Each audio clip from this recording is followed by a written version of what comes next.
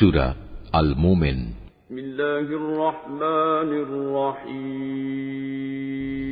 রহমান রহিম আল্লাহ তাআলার নামে। হামিম। এই গ্রন্থ আল্লাহ তাআলার কাছ থেকে নাজিল হয়েছে।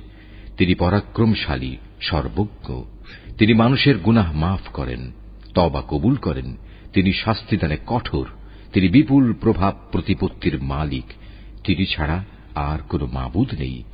সবশেষে একদিন তাঁর দিকেই সবাইকে ফিরে যেতে হবে। হে নবী, আল্লাহ তাআলা নাজিল করা এই আয়াতসমূহ নিয়ে শুধু তারাই বিতর্কে লিপ্ত হয় যারা কুফরি করে। সুতরাং শহরে বন্দরে তাদের বিচরণ যেন কোনো দিনই তোমাকে প্রতারিত করতে না পারে। আগেও নূহের জাতি সে জমানার নবীদের মিথ্যা সাব্যস্ত করেছিল। তাদের পর অন্যান্য দলও নবীদের অস্বীকার করেছে। প্রত্যেক জাতি তাদের নবীদের নিরস্ত করার অভিসন্ধি করেছিল এবং সত্যকে ব্যর্থ করে দেওয়ার জন্য তারা যুক্তিতর্কে লিপ্ত হয়েছিল। পরিণামে আমিও তাদের পাকড়াও করেছি। চেয়ে দেখো কেমন ভীতিকর ছিল আমার আযাব। এভাবে অস্বীকারী ব্যক্তিদের উপর তোমার মালিকের বাণী সত্য প্রমাণিত হল যে এরা সত্যি সত্যি জাহান্নামী। যেসব ফেরেশতা আল্লাহ তাআলার আরশ বহন করে চলেছে, যারা এর চারিদিকে কর্তব্যরত রয়েছে, তারা নিজেদের মালিকের পবিত্রতা ও মহিমা ঘোষণা করে চলেছে। তারা তাঁর উপর ঈমান রাখে। তারা ঈমানদারদের মাগফিরাতের জন্য দোয়া করে। তারা বলে, হে আমাদের মালিক, তুমি তোমার অনুগ্রহ ও জ্ঞান সহ সব কিছুর উপর ছেয়ে আছো। সুতরাং সেসব লোককে তুমি ক্ষমা করে দাও যারা তওবা করে এবং যারা তোমার দ্বীনের পথে চলে। তুমি তাদের জাহান্নামের আযাব থেকে বাঁচাও। হে আমাদের মালিক, তুমি তাদের সেই স্থায়ী জান্নাতে প্রবেশ করাও যার প্রতিশ্রুতি তুমি তাদের দিয়েছ। তাদের পিতামাতা, তাদের স্বামী স্ত্রী ও তাদের সন্তান সন্ততির মধ্যে যারা নেক কাজ করেছে তাদেরও। নিশ্চয়ই তুমি পরাক্রমশালী, প্রজ্ঞাময়। তুমি কিয়ামতের দিন তাদের দুঃখ কষ্ট থেকে রক্ষা করো। মূলত সেদিন তুমি যাকে দুঃখ কষ্ট থেকে বাঁচিয়ে দেবে তাকে তুমি বড় বেশি দয়া করবে, আর এটাই হচ্ছে সেদিনের সবচাইতে বড় সাফল্য। নিঃসন্দেহে যারা কুফরি করেছে তাদের উদ্দেশ্যে ঘোষণা দিয়ে বলা হবে, আজ তোমাদের নিজেদের প্রতি তোমাদের যে রোষ, তার চাইতে আল্লাহ তাআলার রোষ আরো বেশি ছিল, বিশেষ করে যখন তোমাদের ঈমানের দিকে ডাকা হচ্ছিল আর তোমরা তা অস্বীকার করছিলে। তারা বলবে, হে আমাদের মালিক, তুমি তো দুবার আমাদের মৃত্যু দিলে, আবার দুবার জীবনও দিলে। আমরা আমাদের অপরাধ স্বীকারও করেছি। অতএব এখন আমাদের এখান থেকে বেরিয়ে যাওয়ার কোন রাস্তা আছে কি? তাদের বলা হবে, তোমাদের এই শাস্তি তো এজন্যে, যখন তোমাদের এক আল্লাহর দিকে ডাকা হতো তখন তোমরা তা অস্বীকার করতে। যখন তাঁর সাথে শরীক করা হতো তখন তোমরা তা মেনে নিতে। আজ সর্বময় সিদ্ধান্তের মালিক হচ্ছেন আল্লাহ তাআলা। তিনি সর্বোচ্চ, তিনি মহান। হে মানুষ, তিনিই আল্লাহ তাআলা যিনি তোমাদের তাঁর কুদরতের নিদর্শনসমূহ দেখান এবং আসমান থেকে তোমাদের জন্য রিজিক পাঠান। আসলে এ থেকে তারাই শিক্ষা গ্রহণ করে যারা একান্তভাবে আল্লাহ তাআলার দিকে নিবিষ্ট হয়। অতএব হে মুসলমানরা, তোমরা তোমাদের জীবন কাঠামো একনিষ্ঠভাবে আল্লাহ তাআলার জন্যই নিবেদিত করো। একমাত্র তাকেই ডাকো, যদিও কাফেররা এটা মোটেই পছন্দ করে না। তিনি সুউচ্চ মর্যাদার অধিকারী, আরশের মহান অধিপতি। তিনি তাঁর বান্দাদের মধ্যে থেকে যার উপর ইচ্ছা তার আদেশ সহ তার উপর ওহী পাঠান, যাতে করে সে ওহীপ্রাপ্ত রসুল আল্লাহর সাথে সাক্ষাৎ লাভের এ দিনটির ব্যাপারে বান্দাদের সাবধান করে দিতে পারে। সেদিন যখন মানুষ হাসরের ময়দানে বেরিয়ে পড়বে তখন তাদের কোনো কিছুই আল্লাহ তাআলার কাছ থেকে গোপন থাকবে না। বলা হবে, আজ সর্বময় রাজত্ব ও কর্তৃত্ব কার? জবাব আসবে, প্রবল পরাক্রমশালী এক আল্লাহ তাআলার। আজ প্রত্যেক মানুষকে সে পরিমাণ প্রতিফলই দেয়া হবে যে পরিমাণ সে দুনিয়ায় অর্জন করে এসেছে। আজ কারো প্রতি কোন রকম অবিচার করা হবে না। অবশ্যই আল্লাহ তাআলা দ্রুত হিসাব গ্রহণে তৎপর। হে নবী, তুমি তাদের আসন্ন কিয়ামতের দিন সম্পর্কে সতর্ক করে দাও, যখন কষ্টে তাদের প্রাণ কণ্ঠাগত হবে, চারিদিক থেকে দম বন্ধ হবার উপক্রম হবে। সেদিন জালেমদের আসলেই কোনো বন্ধু থাকবে না, থাকবে না এমন কোন সুপারিশকারী যা তখন গ্রাহ্য করা হবে। তিনি চোখের খেয়ানত সম্পর্কে যেমন জানেন, তেমনি জানেন যা কিছু মানুষের মন গোপন করে রাখে, সে সব কিছু। আল্লাহ তাআলা তার বান্দাদের মাঝে ন্যায় বিচার করেন, কিন্তু ওরা আল্লাহ তাআলাকে বাদ দিয়ে যাদের ডাকে তারা অন্যের ন্যায় বিচার তো দূরের কথা, নিজেদের কোনো বিচার ফয়সালাও করতে সক্ষম নয়। মূলত আল্লাহ তাআলা হচ্ছেন সর্বশ্রোতা, সর্বদ্রষ্টা। এ লোকগুলো কি আমার জমিনে ঘোরাফেরা করে না? ঘুরলে তারা দেখতে পেত এদের আগের লোকগুলোর কি পরিণাম হয়েছিল। অথচ শক্তিমত্তার দিক থেকে বলো এবং যেসব কীর্তি তারা এ দুনিয়ায় রেখে গেছে সে দৃষ্টিতে বলো, জমিনে তারা ছিল এদের চাইতে অনেক বেশি প্রবল। কিন্তু আল্লাহ তাআলা তাদের অপরাধের জন্য তাদের পাকড়াও করলেন। সে সময় তাদের আল্লাহ তাআলার গজব থেকে রক্ষা করার মতো কেউই ছিল না। এটা এ কারণে তাদের কাছে সুস্পষ্ট নিদর্শন সহ আল্লাহ তাআলার রসুলদের আগমন সত্ত্বেও ওরা তাদের অস্বীকার করেছিল। অতঃপর আল্লাহ তাআলাও তাদের এজন্য ভীষণ শাস্তি দিলেন। তিনি খুবই শক্তিশালী, শাস্তি দানেও তিনি কঠোর। আমি আমার আয়াত ও সুস্পষ্ট দলিল প্রমাণ সহ মূসাকে পাঠিয়েছিলাম। তাকে পাঠিয়েছিলাম ফেরাউন, হামান ও কারুনের কাছে। অতঃপর ওরা বলল, এ তো হচ্ছে এক চরম মিথ্যাবাদী জাদুকর। অতঃপর যখন সে আমার কাছ থেকে সত্য দিন নিয়ে তাদের কাছে এলো, তখন তারা বলল, যারা তার সাথে আল্লাহ তাআলার উপর ঈমান এনেছে তাদের পুত্র সন্তানদের তোমরা হত্যা করো এবং শুধু তাদের কন্যাদেরই জীবিত রাখো। কিন্তু কাফেরদের ষড়যন্ত্র ব্যর্থতা ছাড়া আর কিছুই নয়।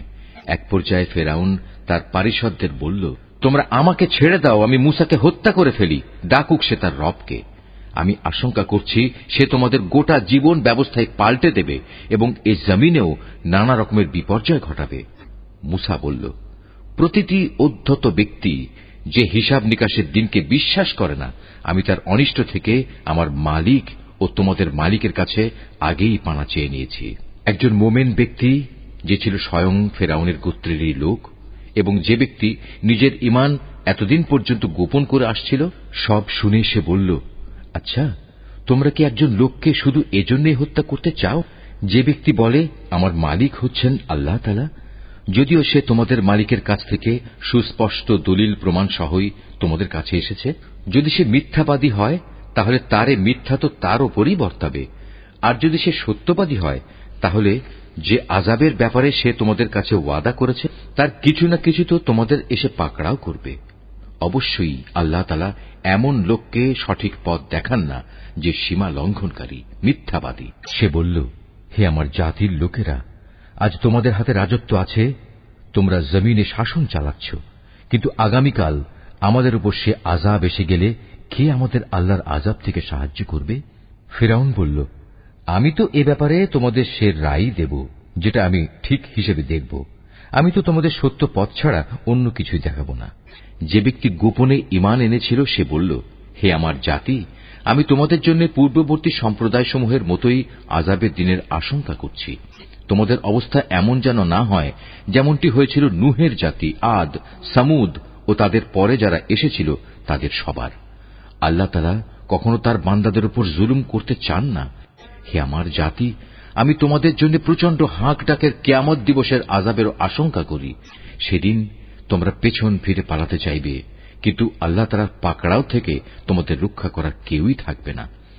আসলে আল্লাহ তাআলা যাকে পথভ্রষ্ট করেন তার জন্য কোনো পথ প্রদর্শনকারী থাকে না। এর আগে তোমাদের কাছে নবী ইউসুফ সুস্পষ্ট নিদর্শন নিয়ে এসেছিল, কিন্তু সে যা কিছু বিধান নিয়ে তোমাদের কাছে এসেছে তোমরা তাতে শুধু সন্দেহই পোষণ করেছ।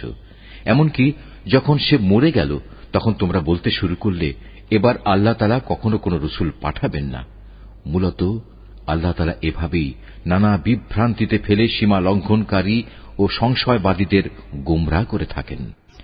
যারা তাদের নিজেদের কাছে আসা দলিল প্রমাণ না থাকা সত্ত্বেও আল্লাহ তাআলার আয়াতসমূহ নিয়ে বিতণ্ডায় লিপ্ত হয়, তারা আল্লাহ তাআলা ও ঈমানদারদের কাছে খুবই অসন্তোষের কারণ বলে বিবেচিত।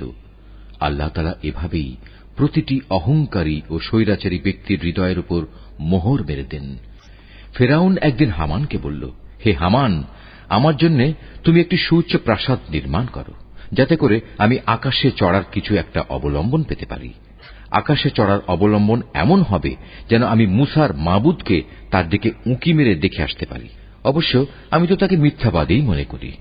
এভাবেই ফেরাউনের কাছে তার নিকৃষ্ট কাজটি শোভনীয় প্রতীয়মান করা হল এবং তাকে সত্য পথ থেকে নিবৃত্ত করা হল। মূলত ফেরাউনের ষড়যন্ত্র তার নিজের ধ্বংস ছাড়া আর কিছু নয়।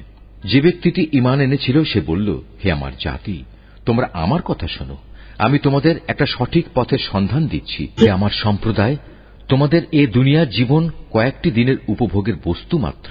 স্থায়ী নিবাস তো হচ্ছে আখিরাত। যে ব্যক্তি কোনো মন্দ কাজ করবে সে সেই পরিমাণই তার প্রতিফল পাবে, পুরুষ হোক কিংবা নারী। যে কেউই নেক কাজ করবে সেই মোমেন হিসেবে গণ্য হবে। হ্যাঁ, এমন ধরনের লোকেরাই জান্নাতে প্রবেশ করবে, সেখানে তাদের অপরিমিত রিজিক দেয়া হবে। হে আমার জাতি, এ কি আশ্চর্য! আমি তোমাদের জাহান্নাম থেকে মুক্তির দিকে ডাকছি, আর তোমরা আমাকে ডাকছ জাহান্নামের দিকে।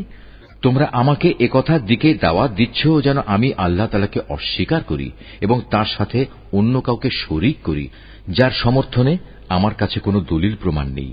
পক্ষান্তরে আমি তোমাদের আহ্বান করছি সেই আল্লাহ তাআলার দিকে, যিনি পরাক্রমশালী ও ক্ষমাশীল। যে বিষয়টির প্রতি তোমরা আমাকে ডাকছ, দুনিয়াতে তার দিকে ডাকা কোনো মানুষের জন্য শোভনীয় নয়, তেমনি পরকালে তো মোটেই নয়, কেননা আমাদের সবাইকে তো আল্লাহ তাআলার দিকেই ফিরে যেতে হবে। সত্যি কথা হচ্ছে, যারা সীমা লঙ্ঘন করে তারাই হচ্ছে জাহান্নামের অধিবাসী। আজ আমি তোমাদের যা কিছু বলছি অচিরেই তোমরা তা স্মরণ করবে, আর আমি তো আমার সব কিছু আল্লাহ তাআলাকে সুপর্দ করছি। নিঃসন্দেহে আল্লাহ তাআলা তার বান্দাদের প্রতি সবিশেষ নজর রাখেন। অতঃপর আল্লাহ তাআলা তাকে ওদের যাবতীয় ষড়যন্ত্রের অনিষ্ট থেকে রক্ষা করলেন এবং একটা কঠিন শাস্তি এসে ফেরাউন সম্প্রদায়কে গ্রাস করে নিল। জাহান্নামের আগুন, যার সামনে তাদের সকাল সন্ধ্যায় হাজির করা হবে। আর যেদিন কিয়ামত ঘটবে সেদিন ফেরেশতাদের বলা হবে, ফেরাউনের দলবলকে কঠিন আযাবে নিক্ষেপ করো। হে নবী, যখন এ লোকেরা জাহান্নামে বসে পরস্পর বিতর্কে লিপ্ত হবে, অতঃপর যারা দুর্বল ছিল তারা এমন সব লোকদের বলবে যারা ছিল অহংকারী, আমরা তো দুনিয়ায় তোমাদের অনুসারী ছিলাম, এখন জাহান্নামের আগুনের কিছু অংশ কি তোমরা আমাদের কাছ থেকে নিবারণ করতে পারবে? অহংকারীরা এর জবাবে বলবে, কিভাবে তা সম্ভব? আমরা সবাই তো তাতেই জাহান্নামে পড়ে আছি। আল্লাহ তাআলা তো তার বান্দাদের ব্যাপারে চূড়ান্ত ফয়সালা করেই দিয়েছেন। তারপর যারা জাহান্নামে পড়ে থাকবে তারা এখানকার প্রহরীদের উদ্দেশ্য করে বলবে, তোমরা অন্তত আমাদের জন্য তোমাদের মালিকের কাছে দোয়া করো, তিনি যেন কোনো না কোনো একটি দিন আমাদের উপর থেকে আযাব কম করে দেন। তারা বলবে, তোমাদের কাছে কি তোমাদের নবীরা সুস্পষ্ট নিদর্শন নিয়ে আসেনি? তারা বলবে, হ্যাঁ এসেছিল, কিন্তু আমরা তাদের কথা শুনিনি। জাহান্নামের যারা প্রহরী তারা বলবে, তাহলে তোমাদের দোয়া তোমরা নিজেরাই করো। আর সত্য কথা হচ্ছে, কাফেরদের দোয়া ব্যর্থতা ছাড়া আর কিছুই নয়। নিশ্চয়ই আমি আমার নবীদের ও তাদের উপর যারা ঈমান এনেছে তাদের এ বৈষয়িক দুনিয়ায় যেমন সাহায্য করি, তেমনি সেদিনও সাহায্য করব, যেদিন তাদের পক্ষে কথা বলার জন্য সাক্ষীরা দাঁড়িয়ে যাবে। যেদিন জালেমদের ওজর আপত্তি কোনোই উপকারে আসবে না, সেদিন তাদের জন্য শুধু থাকবে অভিশাপ, তাদের জন্য আরো থাকবে নিকৃষ্টতম আবাস। আমি মূসাকে অবশ্যই পথ নির্দেশিকা দান করেছিলাম এবং বনী ইসরায়েলদেরও আমার কেতাবের উত্তরাধিকারী বানিয়েছিলাম। তা ছিল জ্ঞানবান মানুষদের জন্য হেদায়েত ও সুস্পষ্ট উপদেশ। অতএব তুমি ধৈর্য ধারণ করো, আল্লাহ তাআলার প্রতিশ্রুতি অবশ্যই সত্য। তুমি বরং তোমার গুনাহ খাতার জন্য আল্লাহ তাআলার কাছে ক্ষমা প্রার্থনা করো এবং সকাল সন্ধ্যায় তোমার মালিকের সপ্রশংস পবিত্রতা ও মহিমা ঘোষণা করো। নিজেদের কাছে কোনো দলিল প্রমাণ না আসা সত্ত্বেও যারা আল্লাহ তাআলার নাজিল করা আয়াতসমূহ নিয়ে বিতর্কে লিপ্ত হয়, তাদের অন্তরে কেবল অহংকারী ছেয়ে থাকে। তারা কখনো সে সাফল্যের জায়গায় পৌঁছবার যোগ্য নয়। অতএব হে নবী, তুমি এদের অনিষ্ট থেকে আল্লাহ তাআলার কাছে পানাহ চাও, কেননা তিনিই হচ্ছেন সর্বশ্রোতা, সর্বদ্রষ্টা। অবশ্যই আসমান ও জমিন সৃষ্টি করা মানুষকে দ্বিতীয়বার সৃষ্টি করা অপেক্ষা বেশি কঠিন, কিন্তু অধিকাংশ মানুষই জানে না। অন্ধ ও চক্ষুষ্মান ব্যক্তি কখনো সমান হয় না, ঠিক তেমনি যারা ঈমান আনে ও নেক আমল করে তারা এবং দুষ্কৃতিপরায়ণ ব্যক্তি কখনো সমান নয়। আসলে তোমাদের কম সংখ্যক লোকই আমার হেদায়েত থেকে উপদেশ গ্রহণ করে। কিয়ামত অবশ্যম্ভাবী, এতে বিন্দু মাত্র সন্দেহ নেই, কিন্তু অধিকাংশ লোকই তা বিশ্বাস করে না। তোমাদের মালিক বলেন, তোমরা আমাকে ডাকো, আমি তোমাদের ডাকে সাড়া দেব। যারা অহংকারের কারণে আমার ইবাদত থেকে নাফরমানি করে, অচিরেই তারা অপমানিত ও লাঞ্ছিত হয়ে জাহান্নামে প্রবেশ করবে। আল্লাহ তাআলা যিনি তোমাদের জন্য রাত বানিয়েছেন যেন তোমরা তাতে বিশ্রাম নিতে পারো, এবং দিনকে পর্যবেক্ষণকারী আলোকোজ্জ্বল করেছেন, নিশ্চয়ই আল্লাহ তাআলা মানুষের প্রতি সবিশেষ অনুগ্রহশীল, কিন্তু অধিকাংশ মানুষই কৃতজ্ঞতা আদায় করে না। এ হচ্ছেন আল্লাহ তাআলা, তিনি তোমাদের মালিক, প্রত্যেকটি জিনিসের একক স্রষ্টা। তিনি ব্যতীত অন্য কোনো মাবুদ নেই। বলো, তোমরা কোথায় কোথায় ঠোকর খাবে? যারা আল্লাহ তাআলার আয়াতকে অস্বীকার করেছে তাদেরও এভাবে দাঁড়ে দাঁড়ে ঠোকর খাওয়ানো হয়েছিল। আল্লাহ তাআলাই তোমাদের জন্য ভূমিকে বাসোপযোগী স্থান বানিয়ে দিয়েছেন, আসমানকে বানিয়েছেন ছাদ। তিনি তোমাদের আকৃতি গঠন করেছেন, যে আকৃতি তিনি গঠন করেছেন তা কত সুন্দর, এবং ভালো ভালো জিনিস থেকে তোমাদের রিজিক দান করেছেন। এ আল্লাহ তাআলাই হচ্ছেন তোমাদের মালিক, কত মহান বিশ্বজাহানের প্রতিপালক আল্লাহ তাআলা। তিনি চিরঞ্জীব, তিনি ছাড়া আর কোনো মাবুদ নেই। অতএব একান্ত নিষ্ঠাবান হয়ে তোমরা তাঁর ইবাদত করো। সমস্ত তারিফ সৃষ্টিকুলের মালিক আল্লাহ তাআলার জন্য। হে নবী, তুমি তাদের বলো, আমাকে নিষেধ করা হয়েছে যেন আমি তাদের ইবাদত না করি যাদের তোমরা আল্লাহ তাআলার বদলে ডাকো। তাছাড়া যখন আমার কাছে আমার মালিকের কাছ থেকে সুস্পষ্ট নিদর্শনসমূহ এসে গেছে, আমাকে আদেশ দেয়া হয়েছে যেন আমি আল্লাহ তাআলার অনুগত বান্দা হয়ে যাই। তিনি আল্লাহ তাআলা, যিনি তোমাদের মাটি থেকে পয়দা করেছেন, অতঃপর তিনি তোমাদের শুক্রবিন্দু থেকে, তারপর জমাট রক্ত থেকে বানিয়ে তোমাদের শিশু হিসেবে বের করে আনেন। তারপর তোমরা যৌবন প্রাপ্ত হও, একসময় উপনীত হও বার্ধক্যে। তোমাদের কেউ আগেই মরে যায়। এসব প্রক্রিয়া এজন্যই রাখা হয়েছে যেন তোমরা সবাই নির্দিষ্ট সময়ে পৌঁছতে পারো, এবং আশা করা যায় এর ফলে তোমরা সঠিক ঘটনা বুঝতে পারবে। তিনি আল্লাহ তাআলা, যিনি তোমাদের জীবন দান করেন, তিনি তোমাদের মৃত্যু ঘটান। তিনি যখন কোনো কিছু করার স্থির করেন তখন শুধু এটুকুই বলেন, হও, অতঃপর তা হয়ে যায়। হে নবী, তুমি কি ওদের অবস্থার দিকে তাকিয়ে দেখোনি যারা আল্লাহ তাআলা নাজিল করা আয়াত সম্পর্কে নানা বিতর্কে লিপ্ত হচ্ছে? তুমি কি বলতে পারো আসলে ওরা কোন দিকে যাচ্ছে? এরা সেসব লোক যারা এ কিতাব অস্বীকার করে সেসব কিতাবও যা আমি ইতিপূর্বে নবীদের কাছে পাঠিয়েছিলাম। অতএব অতি শীঘ্রই তারা নিজেদের পরিণাম জানতে পারবে। যেদিন ওদের গলদেশে আযাবের বেড়ি ও শেকল পরিবেষ্টিত থাকবে, সেদিন তাদের টেনে হিঁচড়ে নিয়ে যাওয়া হবে ফুটন্ত পানিতে, অতঃপর তাদের আগুনেও দগ্ধীভূত করা হবে। অতঃপর তাদের বলা হবে, কোথায় আজ তারা যাদের তোমরা আল্লাহ তাআলার সাথে শরীক করতে? আল্লাহ তাআলার বদলে যাদের তোমরা ডাকতে, তারাই বা আজ কোথায়? তারা বলবে, তারা তো আজ সবাই আমাদের কাছ থেকে হারিয়ে গেছে। আসলে আমরা তো আগে কখনো এমন কাউকে ডাকিনি। আল্লাহ তাআলা এভাবেই কাফেরদের বিভ্রান্ত করেন। আজ এ কারণেই তোমাদের এ পরিণাম হয়েছে যে তোমরা দুনিয়াতে অন্যায়ভাবে আনন্দ উল্লাসে মেতে থাকতে এবং তোমরা ক্ষমাহীন অহংকার করতে। সুতরাং এখন তোমরা জাহান্নামের দরজাসমূহে ভেতরে প্রবেশ করো, সেখানে তোমরা চিরকাল থাকবে। কত নিকৃষ্ট অহংকারীদের এ আবাসস্থল। হে নবী, তুমি ধৈর্য ধারণ করো। তোমার মালিকের ওয়াদা অবশ্যই সত্য। আমি ওদের কাছে যে শাস্তির ওয়াদা করেছি তার কিছু অংশ যদি তোমাকে দেখিয়ে দেই, অথবা তার আগেই যদি আমি তোমাকে উঠিয়ে নেই, তাতে দুশ্চিন্তার কারণ নেই, কেননা তাদের তো আমার কাছে ফিরে আসতেই হবে। হে মুহাম্মদ, আমি তোমার আগে অনেক নবী প্রেরণ করেছি। তাদের কারো কারো ঘটনা আমি তোমাকে শুনিয়েছি। আবার এমনও আছে তাদের কথা তোমার কাছে আমি আদৌ বর্ণনাই করিনি।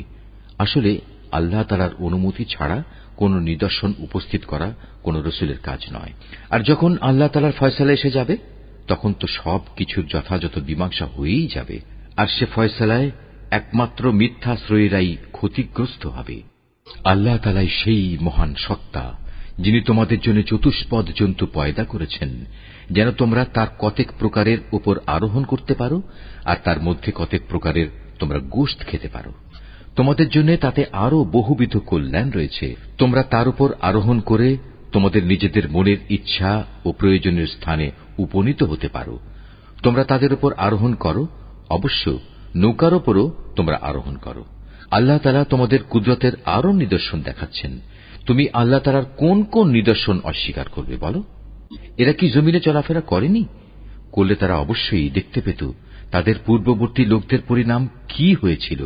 তারা সংখ্যায় এদের চাইতে ছিল অনেক বেশি। শক্তি, ক্ষমতা এবং জমিনে রেখে যাওয়া কীর্তিতেও তারা ছিল অনেক প্রবল, কিন্তু তারা যা কিছু কাজকর্ম করেছে তা তাদের কোনোই কাজে আসেনি। যখন তাদের নবীরা তাদের কাছে সুস্পষ্ট প্রমাণপত্র নিয়ে হাজির হল, তখন তাদের কাছে জ্ঞানের যা কিছু ছিল তা নিয়ে তারা গর্ব করল এবং দেখতে দেখতে সে আযাব তাদের এসে ঘিরে ফেলল, যা নিয়ে তারা ঠাট্টা বিদ্রূপ করত।